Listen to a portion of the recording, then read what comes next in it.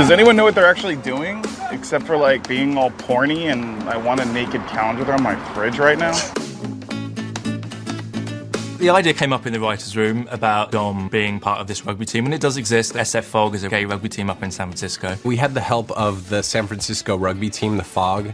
They were awesome. They helped us get players for the show, choreograph some of the plays, taught Murray how to play some rugby. They were super helpful and really enthusiastic, and we loved having them be a part of the show. We just liked the idea that Dom was trying to do something kind of physical, and you know, gay people do play rugby sometimes. I don't, but some people do. Murray did a great job with his own stunts, but then we also did some with stuntmen that were a little more brutal. But I think Murray's own stunts ended up in the show. He took some hits like a champ. You see why this is never going to work? It's all politics all the time with this guy. It's like dating Rachel Maddow. You know, honestly, I get that a lot. People stop me on the street like, ain't you that tall white lesbian with the big glasses? We talked about a love interest for Doris, and we wanted someone who was unexpected, who was interesting and could knock her off her feet a little bit. I think with Doris, you never really know when you're going to be open for a relationship. It's more just like random circumstance. But I do think she's been single for the whole of last season and probably for the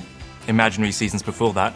So I think she's looking for, you know, what the guys want as well. She's looking to meet someone. I think she's clearly very excited about him, but she's sort of not used to being that excited about someone, so she doesn't know what to do with it. And she sort of hides it from him in bed in that scene and pushes him away, but then runs into the next room and is like giddy and excited like a little girl. I think with Doris for the last probably 5 years, she's been doing her job, coming home, hanging out with Dom, and I think they've been in a relationship with each other, just a non-sexual one. And as the season 1 progresses and as season 2 progresses, that starts to become a story.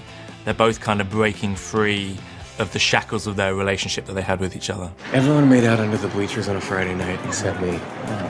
And now it's time to correct that. Well, this isn't exactly under, but it'll do fine. The big kiss above the bleachers, not below the bleachers, because we couldn't find anything below the bleachers. I think he is trying to relive a past. Like when he was at high school, he was not in a relationship with a guy and he was in the closet. And I think for gay people, they do want to relive their youth a little bit when they get into their 20s or 30s or 40s or whatever it is. And so I think partly that is what Patrick is enjoying in that moment. He's doing something he could never do when he was younger. Finding the boyfriend within.